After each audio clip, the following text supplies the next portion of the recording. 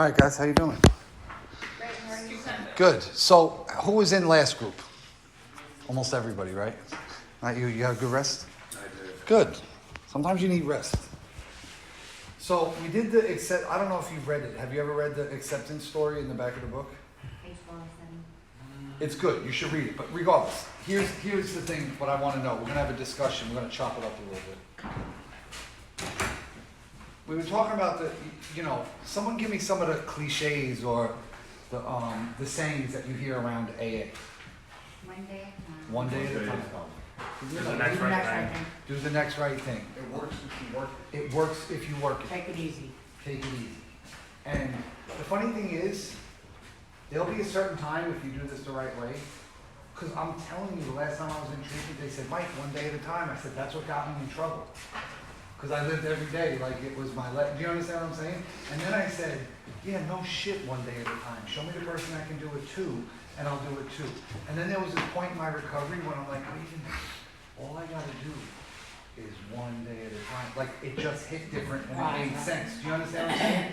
So here's the thing, and this is, all of those, they're around for a reason, right? Like, we have cliches in AA, and we have ones in the regular world, and we say them when certain things happen. It reminds us. But I think the strongest one, the one that to me is the most powerful and makes the most sense, is if nothing changes, nothing changes. If you don't change shit, you're gonna get the same result. Do you understand what I'm saying? To get someplace you've never been, you have to be willing to do stuff you've never done. Right. Because let's be real, I told you, I was under the impression for the longest time, I was under the impression that as long as I detox, clean this shit out, and don't touch anything, I'll be fine, right? I'll be fine. I've never been fine my whole entire life. Now I know this now.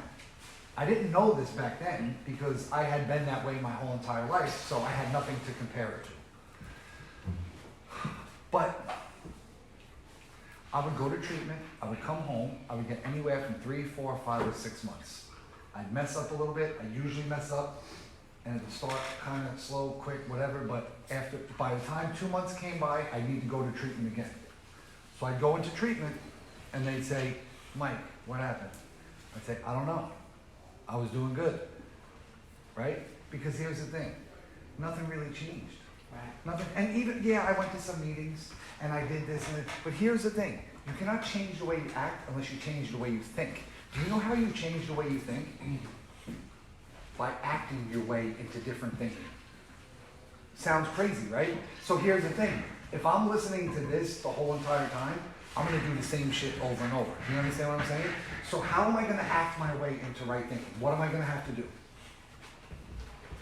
Find another because I gotta think. Take advice, right? Or here's the whole thing. You definitely need some advice. You definitely need some structure. You need all that. But also doing it differently than you would have done. Like, I really believe that if you go to treatment, you come home and you try or you don't try or whatever it is, and then you wind up needing to come back to treatment, every time someone comes in here, sometimes we get people that come in here 2 or 3 or 4 times, and I'll say to them, all right, what are you gonna do different than last time?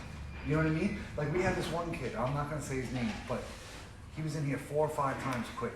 And long story short, the last time he was here, he had just overdosed bad. He was walking around, he had overdosed and fell out, and he was like laying on the back of his leg for hours. And that that almost caused him to lose his leg. You know what I mean? So when he was here, he was barely getting around, and he was in a lot of pain, and he had a cane and this, that, the other thing. And this, like I said, he was a guy that would come here and he would go to meetings for a little bit and do this, but this shit would get him. And he's like, Mike, man, I don't want to die. What should I do different? I'm like, go to sober living. He had never went to sober living. I'm like, just go to sober living and do what they say. Don't let your fucked up nature talk you into doing what you feel like doing. Or when they say to do stuff, say, well, I don't need to, I don't want to, I don't. Do you guys mind if I turn the fans on? Yeah. You gotta be willing to do something different. You gotta be willing to. Can you turn the fans on? Yeah. Thank you. So like I said, I want to know, and here's the thing, what were we doing in our old life? How were we living life? What were we doing? Running our own life. What we want, right? Yeah. What we want, basically usually what we seemed as beneficial for us. right? And we were running the show, and it was all up to us. And if someone, and like I tell you all the time, this is how messed up we are. Somebody would usually try to give us good advice, somebody that loved us, and we tell them to mind their own business, worry about yourself, you know, whatever. So that's why I say, when you come into here, and we ask you to sign the paper and do this and do that, we do not ask much here. We don't, I mean, there's people that have been to other treatment centers, like, a lot of places are a lot more strict, a lot more of this, like, we want you to go to groups every day, not a hard thing to do. Like, we're not, like, I promise you, we're not asking you to go to groups as a power trip. This facility, nor do I, get paid any extra money if you go to all the groups or you go to none. Do you understand what I'm saying? Why do we want you to go? You're gonna learn discipline, structure, you may possibly could be learn something different, you know? And here's the thing, there's a certain amount of humility that comes with sitting in a seat even though you don't think it's gonna help, you know what I mean? Like, just doing what you're supposed to do when you do it, you get a certain amount of humility from that, right? Like, because all of a sudden, you're not doing what you want, you're kind of taking direction from somebody, and you're being humble enough to say, okay, I don't think it's gonna work that I gotta sit through Mike's group again, hear the same bullshit again. Know what I'm saying? That was for you. And it's just, it's all about doing something different, because if nothing changes, nothing changes. I want you guys to think about your behavior here. Think about what you're gonna do there. Think about stuff that you could do better while you're here, and think about stuff that you can do better when you leave. And I really want everybody to, like, you know, I wanna go around the room and I want you to tell me, like, what are you gonna do different this time? And what are you really gonna be committed to it? You know what I mean? Like, did you really say, I'm gonna do this? Because guys, anybody that's ever left treatment before knows, when you leave here, RJ, when you leave here, what happens? Structure gone, right? All of a sudden, It's easy enough to make because that's what, I get upset sometimes, and not because I'm on a power trip, not because I have a CO, nothing.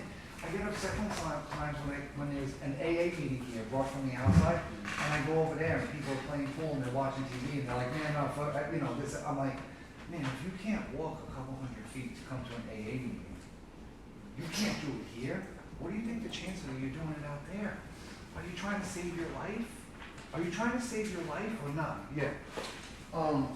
Do you ever feel like sometimes like a person's recovery, because like, I'm just gonna be straight up honest, I haven't been in a living situation in a very long time. And so I feel personally that sometimes I need to take a minute to like not go to living, kind of relax, because otherwise I get heated up in a fucking group, you know, or whatever. Sometimes I need to take time for myself. And I know we get a lot of time, but you know, sometimes I feel like, you know, certain situations I need to leave.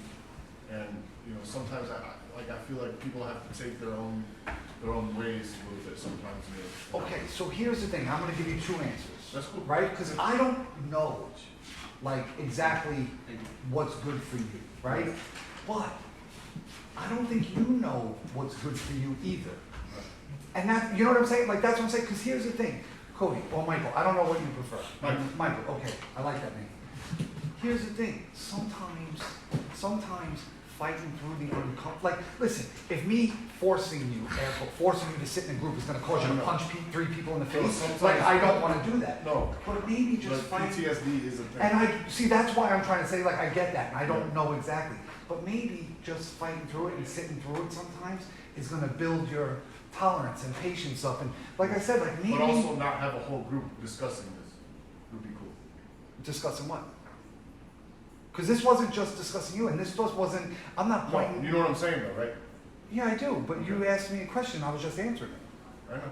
Okay, so my point being, what are we gonna do differently? What are you prepared to do? Nothing changes if nothing changes. What did I say in last week where the acceptance answer, and this, that prayer alone, I pointed that thing at so many different things and used it as a coping skill, as a tool. Okay, you know what I mean? When I'd want to react and when I would want to do something different, I'd say, listen, Mike, life is not about how you have it. It's about how it is. How are you going to react to things? You're going to kick and scream and flip out and do this and then look back on it and be pissed off at yourself? Or just try to talk about it and hold on and deal with it and move on. And then when I look back on it, because the thing is, sometimes in the moment, we think we're not going to get past it. And then what happens? Inevitably, time goes by. things, you know what I'm saying? We actually get through the moment and we're like, oh, okay. So Empowering. it is, and that's how you build sober coping skills and you build sober experiences. So you look back on it and be like, man, I got through that. I can get through this. You know what I'm saying? And that's how you get through things. Because this whole thing, the 12 steps and all that, when they call it a design for living, what do you think they're saying? A design for living. Hey, here's a way, a big coping skill that so that you could get through life where it says, I mean, you've heard this cliche, life on life's terms. Life on life's terms, because that's what it is.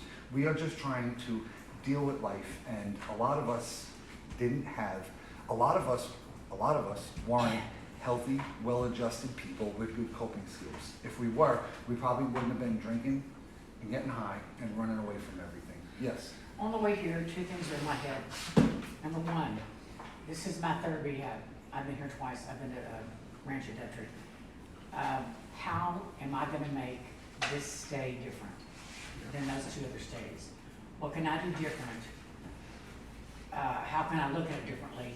Because the other two times didn't work. Secondly, was when I leave here, what am I gonna do different? So what am I gonna do different here while I have a chance? What am I gonna take away when I go home? I gotta have something different. And I did small things like, I kind of was like on my own time. I didn't really have a schedule. You know, I'd go to the trainer, I'd go to doctor's appointments, but I was kind of like, had no, I'd wake up and go, what am I gonna do? Structure. No structure. Yeah. So I have made a schedule, and I've never called anybody for help, ever, because I'm afraid they're gonna try to talk me out of it, and I'm gonna do it, like you, Yeah. they'll even get in my way. Yeah. So Yeah. I've never called anybody. I've got, Wouldn't that be doing something different? it is, so Yeah. I've got people to call, and I've got a breathalyzer in my car, which I always have, still there. So I've taken steps that I didn't take before, ahead of time, to make sure, and this time has been different for me. I've been way serious, I've been to every class, and I participate, probably more than you'll want me to. But the point is I feel different this time. Even Miss Amy said, you seem different this time. I am serious as a heart attack. Good. I'm gonna be different this time. When I leave, I got some changes I'm gonna make. And that's the thing, if you write yourself a little like, because we give everybody here, right, like, whoever your counselor is, they give you like, what do they call that? Relapse prevention. Relapse prevention, or, you know, whatever. RP. Yeah, so when you leave here, it's like, most people gonna go to IOP, right? And they'll say AA meetings and IOP and this. I mean, here's the crazy thing, if you follow what that says when you leave here, you'll stay sober. It's when we decide, I don't feel like it, I don't need to, it's not that big of a deal. You know what I mean? I can't stand this IOP, there's this guy or this lady in there, she doesn't this, she doesn't that. All like the guy in the story was saying, all the chief critic, and we're pointing out everybody's flaws and with this and with that. And where are we not where we're supposed to be? We're not worried about ourselves. You know, keep your eye on your own paper. That's why I tell people all the time, like, you gotta have, like, that, when I say what they eat don't make you shit, that should be I say that to myself all the time when something on the outside is starting to aggravate me. I'm like, why am I letting that bother me? You know what I mean? Why am I letting that, like, that does not have any bearing on my life and what I'm doing, man. I need to leave that alone and focus, keep my eyes on my own paper. Somebody else. We can go around the room. Okay, after her, you. Okay, like this is my first time in like an addiction treatment facility. I've been to like one for like years or whatever. I guess what's kind of disillusioning is I'm sure this isn't the first time you've given a speech like this. You just do what you say, you'll stay sober. But like people come back multiple times. So how do I know this isn't going to happen again? Like if people hear this speech before and they listen to it, they take it to heart, and they do that, and they still. Because they didn't actually do it. Well, If they stop.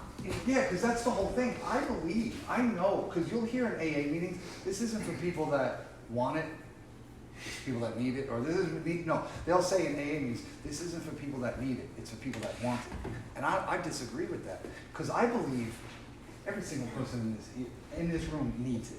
And I believe 90% of you want it. The 100% succeed are the ones that do it. You know what I mean? Because we get out and we forget about these speeches and we forget about things. And sometimes we kind of do it for a little bit and things start getting good. Because do you understand this is drug addiction or alcoholism is a disease and it's classified as a mental health disease. And what happens a lot of times when we have people with mental health diseases, they get right, they get on their meds and they get right, and what do they stop doing because they feel good? They stop doing that. That's what we do. I mean, you did. You know what I'm saying? That's what, and we do it. We say, man, all of a sudden, it's like, you know what? Because here's the messed up thing about this disease. We have a disease that tells us we don't have a disease. We're so self-destructive that the shit that's going to make us thrive and be better and do better, it sounds like pulling teeth to us. Man, are you kidding me? I had a guy that I was sponsoring, and I'm telling him, I'm like, man, you need to do this, you need to do that. And he's like, yeah, well, you know, today we were supposed to sit down and do step work. He's like, I had to go to the church and do this. And then next time I was like, man, I had to clean out my garage. You know what I mean? And I'm like, yo, I hear you. You know, garage hasn't been cleaned in 14 years, right?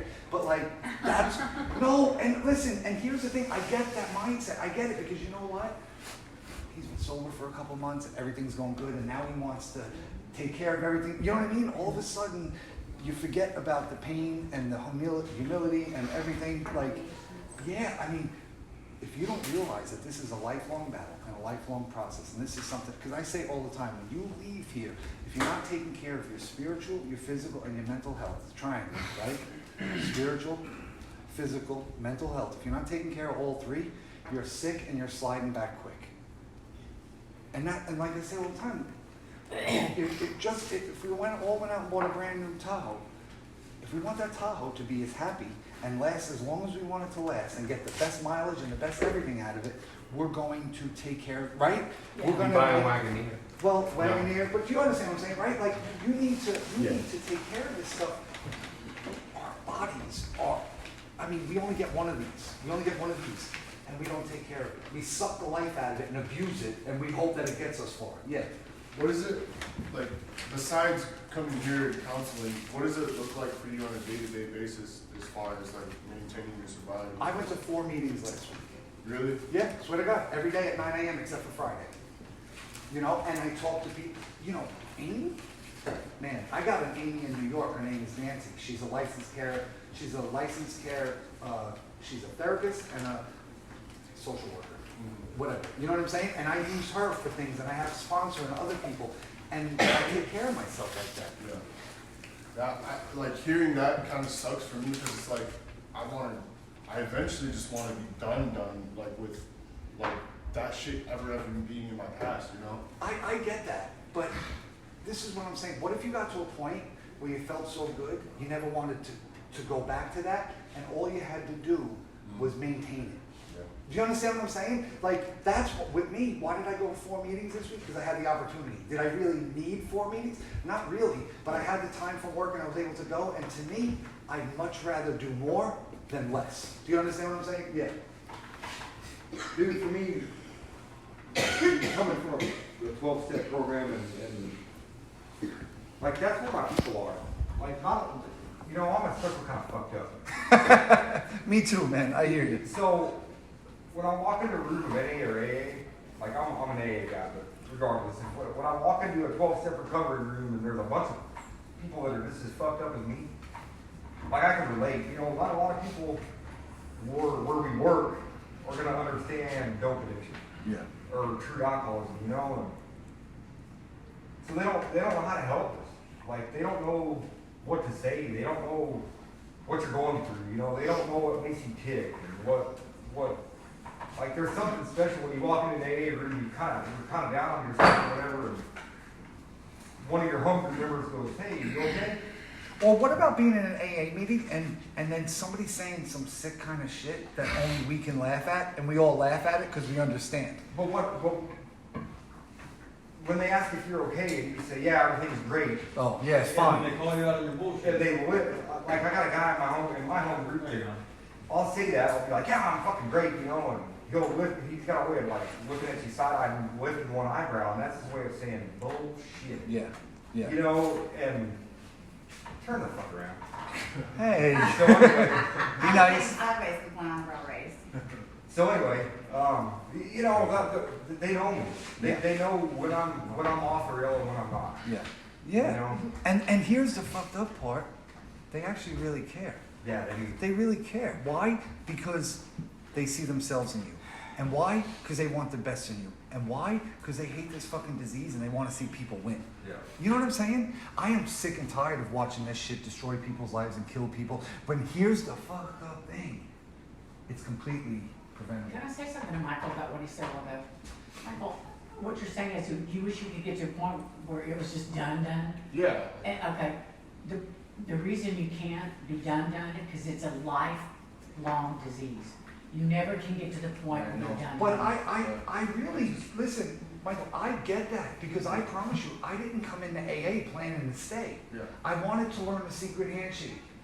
Like, I wanted, just tell me what to do so I can be better, so I can go out with my life. Do you understand what I'm saying? Exactly. Like, Yeah, I get it. I feel like I feel like in my life, I've never been at a point where I was doing something that I fucking like lived for. Yeah. And I don't want that fucking thing to be AA. you But know? why though? Like, I mean, that's just like fucking demeaning towards me. Like, Dude, you're a vet. Not to offend anybody, but I want to fucking do something with my life. but you're a vet, right? Yeah. And the most valuable thing that you'll have as a vet is going through that and then going through this and coming out the other side better. And the fact that you could help other vets doing that, if you ask me, there ain't a better cause. Yeah. I mean, if you want to go, feed homeless children and all that shit, that's great too. Listen, I'm not saying don't do that, but do you understand what I'm saying? Because when you're able to look at another veteran and say, dude, like here's the thing, you'll hear this all the time, right? You ever see, like, you're walking down the street and there's a guy stuck in a hole. And first the doctor comes by and he tries to tell him what to do and he can't get out. And then a priest comes by and he tries to tell him what to do and the guy can't get out of the hole. And then a guy like Cody, Michael, walks by and what does he do? He jumps in the hole with him and he says, you know what, bro, don't worry. We'll figure it out. I know the way out. You know what I'm saying? Like the type of impact that you could have with that. I mean, what else is there? You would feel like, I promise you, it's built into your brain. It's in your DNA to help people, to teach people, to love people, to reach people. And when you start living like that, you'll never feel so good about yourself or life. Yes, Ray? One thing that I remember when her and I were doing a study yesterday about, why do people go through the course and then come back? This part of the book stuck out to me on page 24. We're unable at certain times to bring into our consciousness with sufficient force the memory of the suffering and humiliation of even a week or a month ago. Yeah. And then it skips down, and if these thoughts occur, they are hazy and readily supplanted with the old threadbare idea that this time we shall handle ourselves like other people. There is a complete failure of the kind of defense that keeps one from putting his hand on a hot stove. The alcoholic may say to himself in the most casual way, it won't burn me this time, so here's how. I mean, because here's the thing, like what she asked, right? If all you had to do was come through this once and you'd be fine, there'd be 10 treatment centers in the whole country. Do you understand what I'm saying? Like, that book right there, when it says We of Alcoholics Anonymous, the book that it was written for, it was not meant for people that fell on their face 1 or 2 times. You know what I mean? It was for people that tried over. I'm talking to somebody right now that's in the VA detox and they're all down on themselves and they're this. And I'm like, yo, I'm telling you, like, unfortunately, this is the process. This is what happens. You know what I mean? They had 60 days and they were doing so good. Like, why did I do that? Like, I'm like, because you're an alcoholic. You know what I mean? You're an alcoholic. Believe it or not, it's more people drink than they don't drink. Do you understand what I'm saying? Like, that's the thing. But like this gentleman said before, he said, man, I had a little bit over a year. Well, what happened? Well, I stopped doing what I could. You know what I mean? Like, exactly the shit. Like, you're either doing everything you can to beat this thing or it beats you. That's why I went to 4 meetings this week. That's why I did what I had to do, because I don't ever want to lose that. Working here always reminds me of how bad it still is out there. Hey, Ford, You know? you relapsed at a year and 28 days, right? Do you see a correlation between your anniversary and your relapse? Actually, it's more of anniversaries of things that happened in Afghanistan that got to me. I'm coming up on a lot of anniversaries of deaths and taking my first life. And with that, I got stuck in my own mind, and I didn't reach out to people. I didn't make phone calls. I didn't pray. I didn't pray when I was getting these feelings. And, eventually it just ate me up enough because I was trying to fight that battle alone instead of with people that they cared about me and knew me and knew what I was dealing with. So it wasn't a correlation between my actual anniversary or getting sober. I mean, that was a wonderful event. My mom was there. She read a letter introducing me, and I mean, that was really amazing. It was a great thing, but really, what it boiled down to was anniversaries really coming up. And like I I'm said- sorry, I didn't mean to. No, you're fine. No, it's a Man, good it's- question, and this is what I want to ask you for. So this time when you leave, can we say, if nothing changed, to do something different this time is when you see that coming up, start talking. Like, you know what I mean? Like, reach out and talk about it and put it out there. Well, because, I mean, all right, so this, all right, I fell for that once, I'm not falling for it again. You know what I mean? Like, that's what we have. Another thing I need to do different is I really can't go back to Houston, man. I understand. I need to go to sober living, but I cannot go back to anywhere in Houston, and that scares the hell out of me, dude, because I get it. you know, I mean, I know all the dope spots all around there. I mean, be it South Florida, Cape or some fucking thing. I mean, it doesn't matter, man. I know dope people everywhere. And for me, I mean, I just can't be there. And listen, I had to leave New York. I get it. Like, you know what I mean? Like, I completely get it. And hey, this is the thing. If you're trying to save your life, seems like it's worth it. You know what I mean? Like, that's how serious we have to take it. Are you trying to save your life, or what are you trying to do? Because when you're trying to save your life, you'll do anything to save your life. Like I say all the time. Like, you know, in the Jason or Halloween horror movies, when people are running away from those people, how are they running away? They're not stopping to look in the mirror. They're not seeing they're not making phone calls. They're running for their life. That's what you have to do with this. If you think this is just a walk in the park, I guarantee it's going to get you. I guarantee it's going to get you. Yeah, Jim. That's a bad analogy because Jason always gets them. But you get what I'm saying. Yeah. Jimmy. Yeah, I was saying, what I have to acknowledge is that I have to have a higher power to do anything. I have to put him first and foremost every day of my life. I have to. How does that look for you, though? Tell me what it's like when you put your higher power first. How does that work? Like, do you understand what I'm saying? If I do that, I'm not acting out of my own strength. I'm not thinking the way, I'm not doing the things I want to do, but I'm doing the things I'm told to do. And like I said, like if God works with people and Patrick says, Jimmy, you need to do A, B, C, and D, and you'll stay sober, well then, I think that's God showing you the path. So, Yeah. do A, B, C, and D. They always It's- pray for guidance. Yeah, and that's what we do, right? Like, we want God, we want this, and here it is. The path is being shown to us. The doors are right there, and we start going, fuck that. That's right. Yeah, I mean, See, last time I got out, I've said so many times, I didn't do nothing. I went to one meeting and I was on that for 3 days and relapsed, but I didn't give it a chance, opportunity. But now, the thing I'm gonna do different now is do everything that I'm told to do, even if I don't wanna do it. I've never been a sober living, I'm gonna go. I never did such and such and such, but I'm gonna do it. that's what I mean. If nothing changes, nothing changes. Right. What's changing? You're doing things differently. Right. Like what you said, Forrest. Okay, so that anniversary got me. I'm gonna do something different than this time. I'm not gonna fall for it again. You're going to sober living, right, Shane? I mean, that's a big deal. You want to ship? I'm going to sober living. You're going to sober living. Yeah. So am I. Okay. I mean, you too, Kristen? Plus, I want to live. You know, I was telling the man that came in today that one time I was at this place and they had to go see a counselor, and she called me in and she knew that I was on meth and all that, but she never seen me. I walked in there. She says, she stared at me. She goes, man. She said, I thought you were 25, 30 years old. You walk in here. She goes, you're in good shape yourself. You're 62 years old. What are you doing out there? Yeah. See? So even here sometimes I feel funny. I know Eddie's the same age as me pretty much. But even see all these young people who are younger than me, I'm thinking, yo, man, what the hell are you doing here, old man? Yeah. You know? Well, the funny thing is, us older people look at the young kids and be like, man, what are you doing here? Well, that's what we do. We separate ourselves no matter what. You know what I mean? RJ, what are you going to do differently this time, buddy? Not many excuses, but angry. Like, As they want to because here's what people don't understand. Every instinct in your body will be like, man, fuck it, I don't need to, I'm fine, I'm good, this is bullshit, you know. And then people might say, you need to go to meetings that mind you, like, our brain's fighting against us. You know what I mean? Like, that's why I said, like, if you just make the plan and stick through it every single day, just make the commitment, okay, man, for 6 months, I'm gonna do every single, whatever it is, I'm gonna do it no matter what, even if I think it's not gonna help.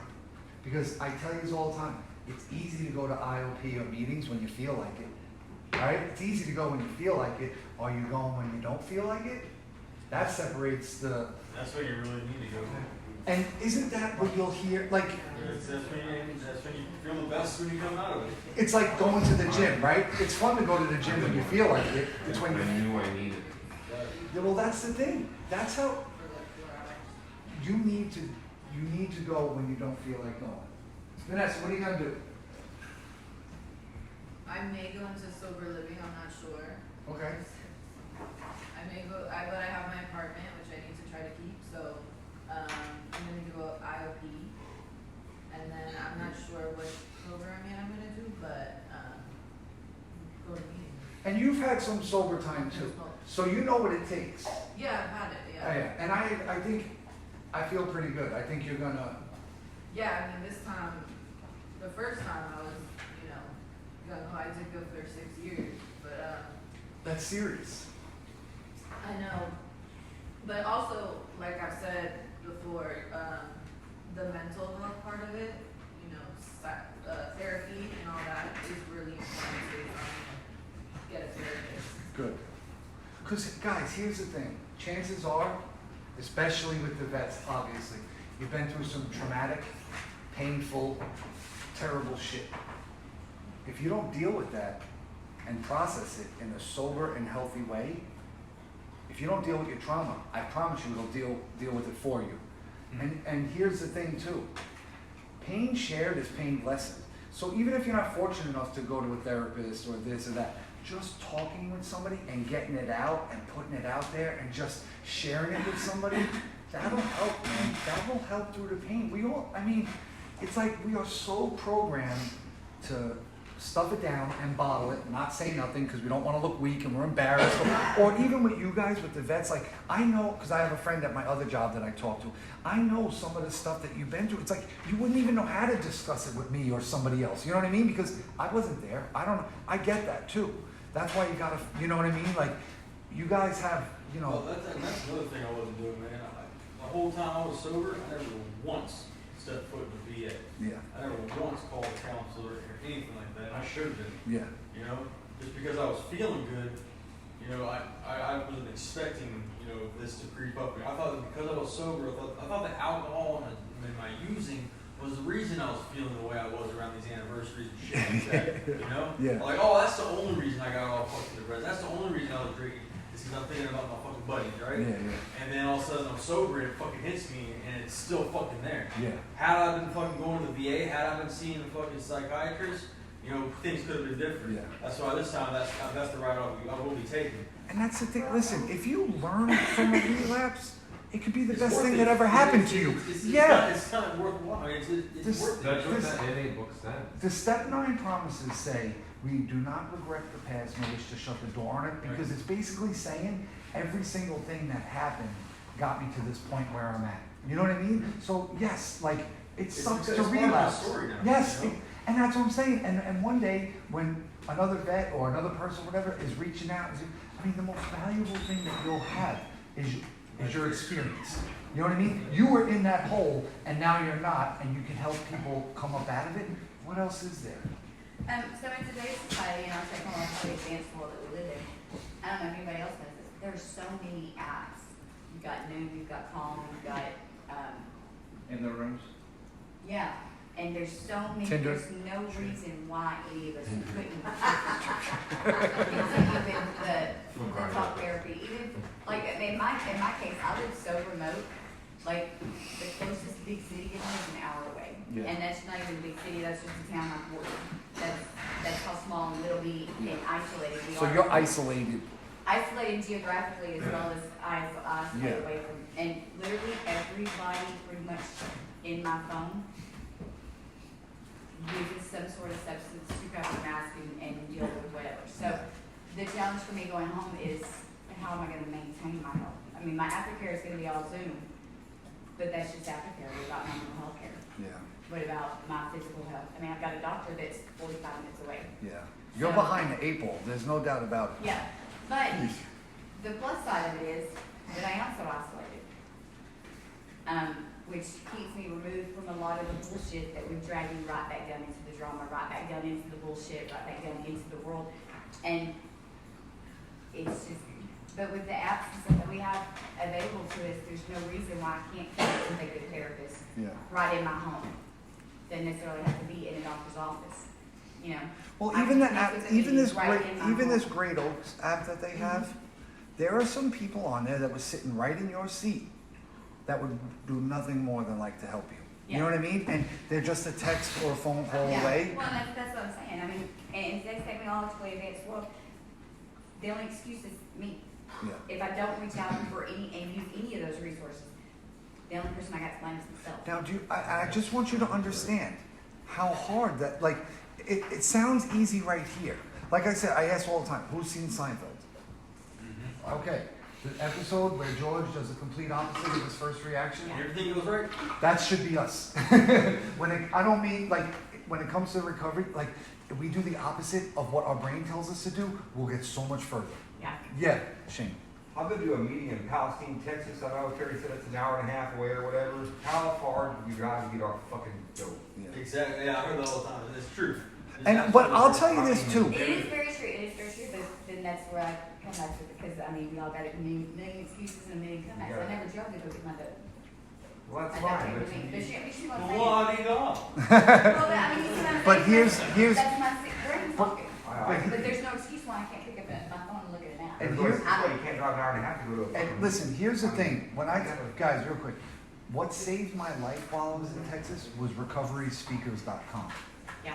Because I'm a heroin addict, right? I'm going to AA meetings, and sometimes it's 6 or 7 people in these meetings. You know what I mean? And I would listen to Heroin Anonymous or Cocaine Anonymous, and these people, I mean, destroyed shit.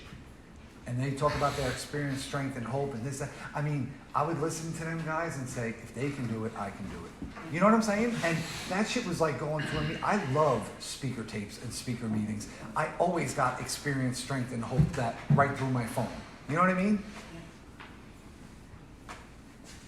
Patrick, For me, what are you gonna do different, buddy? well, I'm going to go to extended aftercare after here to the VA, and then work a 8-week program with that. And of course, I'm looking on my AA. I have a sponsor, connect with my sponsor when I get back, and then the first thing I'm gonna do is flop my clothes off my room and then go to a meeting. That's- You've been to treatment before? Oh, yeah. Okay, so when you left treatment last time, were you planning I on didn't have doing enough, that? I didn't even have enough time. It was just like, it was 30 days and that was it. Okay. And I didn't really, get anything really out of it. Well, let's be real, Because let me tell you, Yeah. let me get back to that. I'm going back to a hostile area, okay? I understand that. It's very hostile, you know, I didn't even have time to really even get situated. You know, I'm fighting the first day I got back. I guess that's like the first day I got back, Yeah, so, yeah, yeah. you know, I mean, you know, it's just very hostile for me, you know, and, I'm trying to make changes here now that I don't have to go back there. Yeah. And that, see, But, you so know, you're doing it's- something differently. Instead of going right back into the lion's den, you're gonna try to go someplace different. Yeah, well, I That's a didn't big have deal. enough- Exactly, I tried to do that there, I didn't have enough time. Yeah. You know, so I do have health insurance, so if I have to spend a little bit more time here, and willingly I will, to allow that to happen, I'll do that. And sober living. But see, I don't have sober living, I put it back. I can't get that, it's too valuable to just toss it away. Okay. It takes a long time to get that. Okay. What is it? Hood bags. Hood? Okay. And, all right, and that's okay. Like, just if you can try to do something differently. I I'm mean, relocating. I don't know how you I'm learn. relocating, in an area where it's a little bit more, it's a lot peaceful. Yeah. And I have, a center there, a big giant center there that had various, right now, 5 or 6 or 7 meetings going on at once. That's great. Where you looking to go? Clear Lake. Okay. Hell yeah, you got it. Okay. He said, you'll be all right.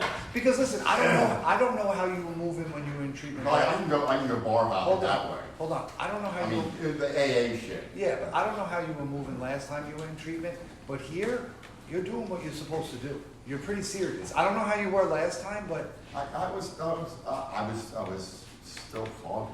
okay. Yeah, I was, when it was time to leave, the 4 or 5 days left, I was starting to get into it. Oh, And I tried to extend it didn't happen. okay, Didn't happen. It's probably for a reason. yeah. I don't know. You know. Lauren, what are you gonna do different? I like to isolate and keep to myself. So you're not gonna do that? Right. Good. That's it? Well, I mean, that's like a big thing that, meetings, I'll have weekly appointments with my therapist. You wanna know how to attract people at meetings? Go in there and say the shit you really don't wanna say. Go in there and say, I don't even really wanna be here, but I don't wanna drink, and I really just wanna drink, but I really don't wanna drink. Can someone help me? Holy shit, they won't leave you alone. You know what I mean? Because they're like, I can't believe she just said the same exact shit I wanted to say on my first meeting, but never said it. Because most people, a lot of times, we're in meetings and we're saying what we think sounds good. Yeah. Or, you know what I'm saying? We're Yeah. trying to say some profound shit. I tell you this all the time. When I went, I really was as honest as I could be, man. I would talk about things that were so uncomfortable to talk about. Because you're not gonna offend anybody. But here's the thing, I never told anybody I wanted to get high. I was embarrassed to say that. You know what I mean? Like, I was thinking that they would probably think I was fucking crazy if you know what I mean? Like, how could, I don't know, but now I look back on it, it was probably something I should have shared. Yeah, you're not And offending there's anybody. nothing, well, this is the thing, there's no shame in it. Mm. And if that's what you wanted, you know, I mean, that's really what I wanted to say. I want to get high, even though I really don't, and I know I shouldn't, but goddamn, all I want to do is get high, and I just want to feel better, and I hate being in my own skin, and I can't stand myself, and I hate it in fucking Texas, and you know what I mean? Like, I should have said that, but whatever. Yes. Oh, sorry, go on. I kind of got caught up on just doing Zoom meetings so that I didn't have to leave my apartment. And I think a big thing this time will be actually like going out and physically being in a meeting. Yeah. Because, I mean, while it was nice to have the Zoom option, I think that I was only using that so I wasn't having fellowship or anything like that. Well, because it's like, we're so afraid to be uncomfortable that we go to where we're comfortable. But that's the last thing that's gonna help us. We need to go be uncomfortable, because we need to get through it, because we need to see that, one, it's not the worst thing, and two, to get comfortable like that, and we crave connection. We crave friendship. We need that. We need each other. I mean, this whole thing started on groups. Do you understand what I'm saying? Like, this thing would not be here today if it started on Zoom. I don't think. I could be wrong. Do you understand what I mean? Like, it started because we were able to sit in a room and look each other in the eye and say, man, I've been there, and I know, and I this, and I that. We feed off each other's energy. We feed off that stuff. We can go into an AA meeting, and like what Shane said before, you can just walk into a place like that and feel this much better, right? We need it. Somebody else. I mean, I'm listening to what everybody's saying, and this is my first time in rehab, so like, I guess I can say like definitely I'm gonna come out and I already have an idea where I'm gonna do my IOP and, you know, what meetings I'm gonna go to. I'm gonna go ahead and just ask people around, you know, what's the best, you know, that they know of. And try to go at it like that, you know, make sure I have a meeting to go to the day I go home.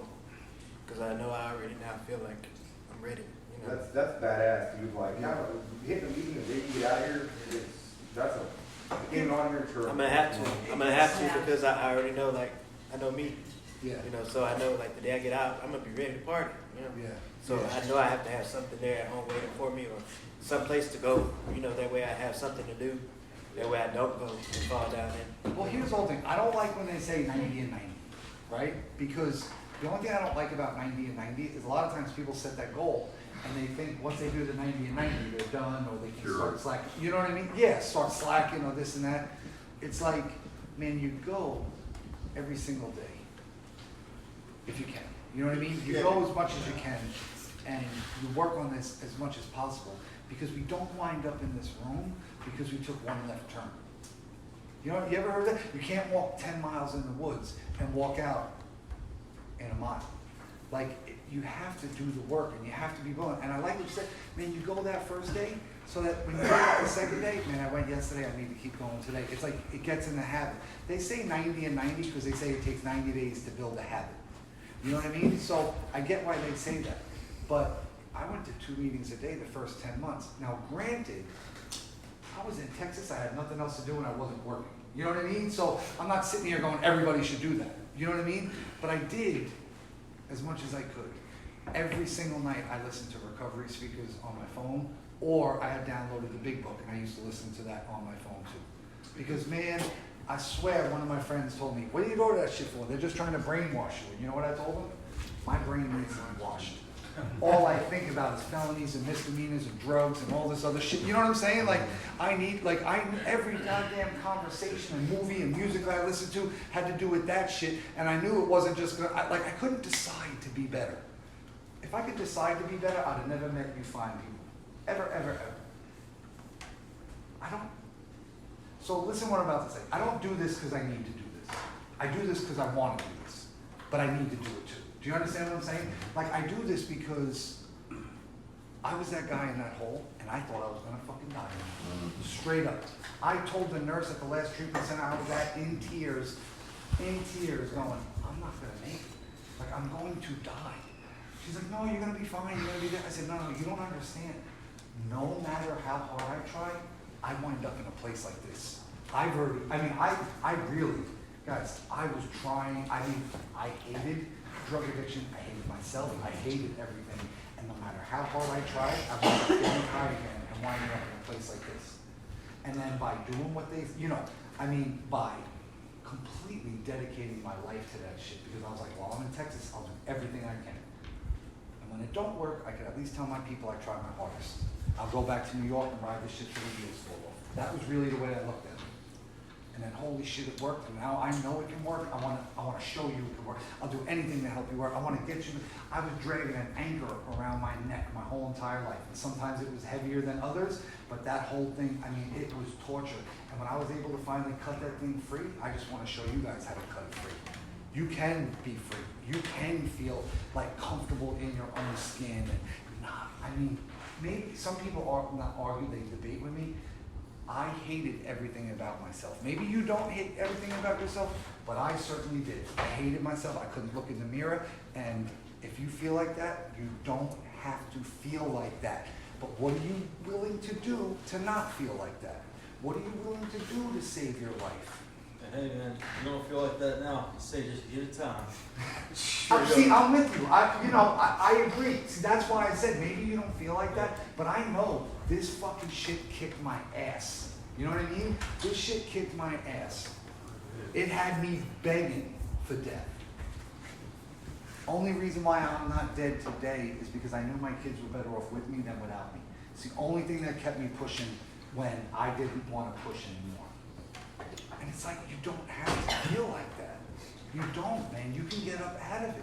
And like I said, what are you willing to do? It's not hard to sit in the meetings here. It's not hard to go to, it is not hard to do what you're supposed to do. When they say honesty, open-mindedness, and willingness, you need to pray for the willingness, because getting up and putting one foot in front of the other sometimes it's gonna feel like whatever, but when you really look at it, it's not hard. It's not hard to get up and go. It's not hard to do what we're asking you to do. And I feel like it, but when you do it, you look back on it and you say, man, like what you said about not going, when you don't want to go to a meeting, it's when you need to go, and then you look back, like, that's like going to the gym, right? It's fun to go to the gym when you want to go to the gym. When you really don't want to, and you push through, and you go, you leave, and you go, man, that was, like I said, we crave structure and discipline. We need it. I ask this all the time, all you vets in here, I'm like, weren't you doing better when you had that shit set up? Yeah, we're thriving in that. Like I say all the time, if it was up to me, I'd have never went to high school, regular school, work. I would have never went to none of that shit. But I never woke up and went and came home and was like, man, I should have called in sick this morning. I should have stayed home. I was always happy I pushed through it. Anybody else want to tell me what they're gonna do different, or do you guys want to end it? Anybody want to share? Yes, Heather, please. I have a psychologist appointment later in the month. That Okay. will be my first visit with the psychologist. Excuse me. My first visit will be virtual. I don't know that they will all be that way, but the first one is set up that way. And I have contacts to call for AA meetings in Calhoun County, which will be the closest station. Okay. I have not called yet, but I do plan on doing that as soon as I can. Okay, only advice I have for the psychologist, be 100% honest, Okay. okay? I planned on printing out everything on a piece of paper and handing in the next week. It's a good idea. Good. Yeah, good, because, all right, so anybody else? Everybody good? Yeah. Thank you for letting me be part of your life, your recovery. I love you guys, I love you guys, I love you guys. Good. My pleasure.